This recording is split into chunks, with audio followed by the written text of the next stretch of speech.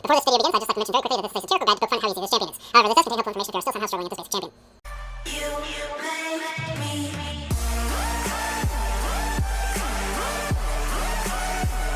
What's going on, guys? This is AndrewChicken and welcome back to another video. In this one, we're going to take a look at how to play one of the most difficult flankers in Paladins, Moji.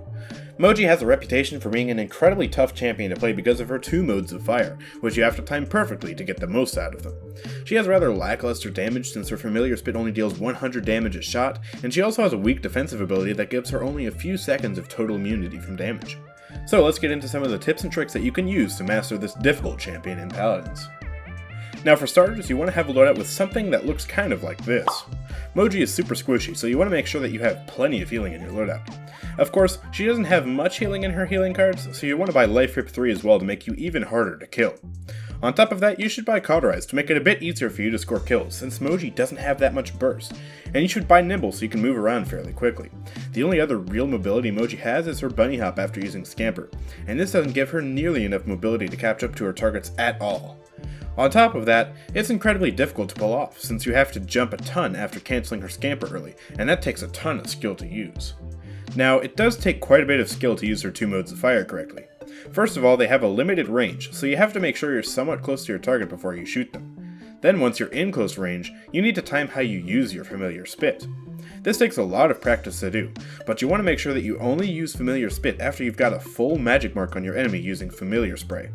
Then you can hit them for a decent burst of 1000 damage, and with Boom Boom, which is really the only talent you should be using with Moji, you can hit other enemies in a small area around them. She doesn't really have that much burst, and it probably does need a buff, but at least it does take a ton of skill to use her weapons effectively. Now there's also an interesting mechanic with her ult that allows her to one-shot even Makoa in his ultimate.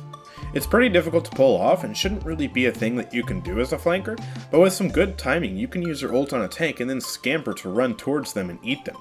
This trick is a pretty crazy ability to have, but as with the rest of her kit, it's extremely difficult to pull off successfully. The last important part of her kit is her magic barrier, which only lasts for 2 seconds but can still be used extremely effectively with a bit of skill and practice. With the magic barrier, you can block all sorts of high damage abilities, ranging from King Bomb to Barrage to even other Moji ultimates. Of course, since you do only have a 2-second window of immunity, you do need to time it extremely well, and this is something that you can only do if you practice Moji a lot. Anyways, if you do put in the time to get good with this champion and practice with her skillful kit, this is what you are able to do.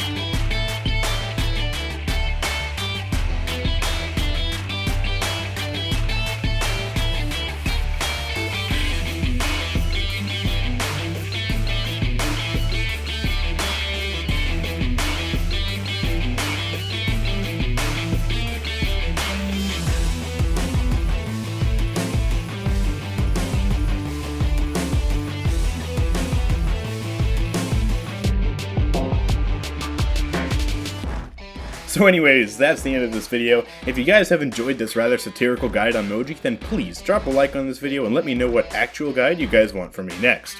Also, don't forget to join my Discord server to pick up tips, leave suggestions, and become a part of our active community. I'll see you guys next time. Peace out.